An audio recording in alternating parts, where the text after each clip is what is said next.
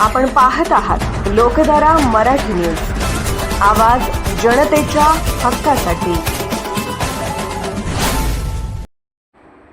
जत तालुक्यातील सोनाळ येथे डॉक्टर मच्छिंद्र सकटे व सार्वजनिक वाचनालय यामध्ये सर्व ग्रामस्थांनी व सोनाळ गावच्या नागरिकांनी डॉक्टर बाबासाहेब आंबेडकर जयंती साजरी केली।